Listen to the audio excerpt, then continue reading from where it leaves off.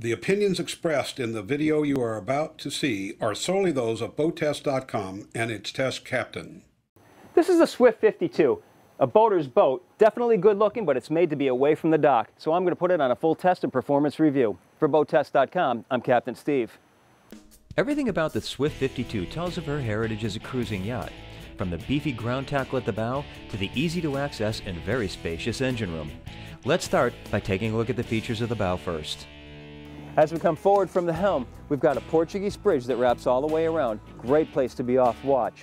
A walkthrough will get you to the foredeck, and of course if it's not a rainy day, you're going to have cushions on this seat so you have nice forward-facing visibility. Fully forward, look at the good-sized bollards we have here. A huge winch with accommodations for dual anchors for either having a spare anchor or possibly a Bahamian moor. Now let's move on into the engine room.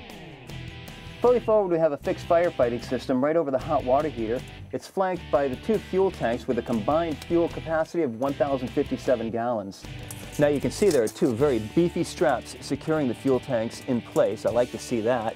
Raycor filter attached to the front, raw water strainer for the main engine, remote shutoff for the engine and generator fuel supply.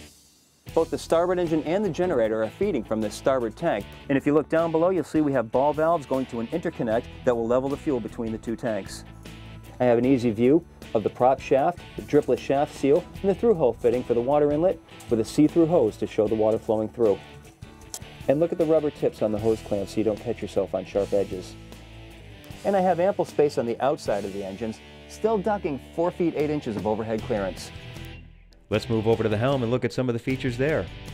The helm is positioned on an 8-inch elevated platform above the main deck. The Benazzoni helm seat, very comfortable, electrically operated for fore and aft, up and down, as well as reclining.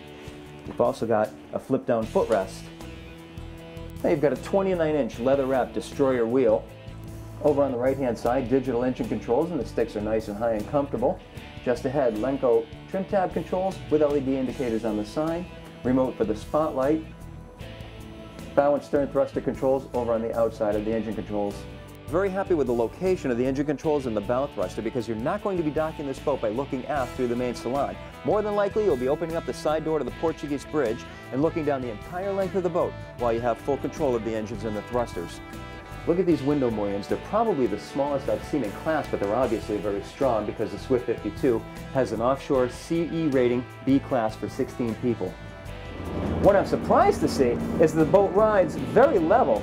Without the trim tabs, we stay nice and level. I thought I would be having to offset for the wind or a cross current, but that does not seem to be the case. Even at planing speed, the 52 has a very solid, shippy feel to her. It actually handles like a much larger boat. She handles waves quite nicely thanks to the way her chines run fully forward to form spray rails, throwing water well off to the sides. Crossing the wake of the camera boat was anticlimactic as I barely felt anything and certainly found no tendency of the 52 to get pushed off of heading. When you accelerate, the bow is going to come up about 10 degrees, but I didn't lose any sight of the horizon at all. Once you settle on plane, you've got about a 5-degree bow high attitude. Now you can combat that by bringing the trim tabs down, and that'll certainly lower the bow, but then you'll get a performance penalty. Now we are equipped with an optional autopilot, but I don't find it to be necessary. The 52 holds its heading very nicely in either a beam C, quartering C, head C. It seems to do a pretty good job on its own. With twin 600 Cummins Mercruiser diesels powering our test boat, we reached the top speed of 24.7 knots at 3,100 RPM. At that speed, we were burning a combined 60 gallons per hour for a range of 391 nautical miles. Best cruise was found to be at 2250 RPM, where we were running at 14 knots with a 27 gallon per hour fuel burn for a range of 495 nautical miles. With that said, my hand seemed to settle the 52 at 2750 RPM and 20.9 knots. At that speed, we were burning 43.8 gallons per hour for a range of 454 nautical miles.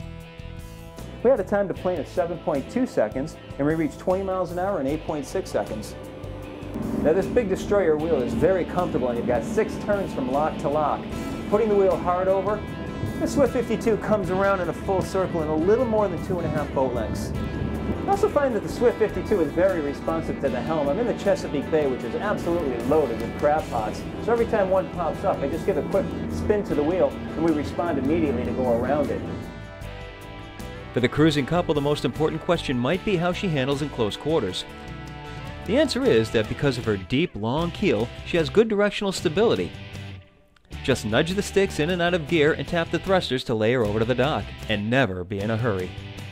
So as we came into the dock, all I needed was one person to hand me a spring line, and then I had full controllability of keeping the boat in the dock. My wife easily could have hopped off the boat and handed me that line. So for a cruising couple, you can handle this boat just fine by yourself. Well, that's our full test and performance review of the Beneteau Swift 52. For BoatTest.com, I'm Captain Steve. We'll see you on the water.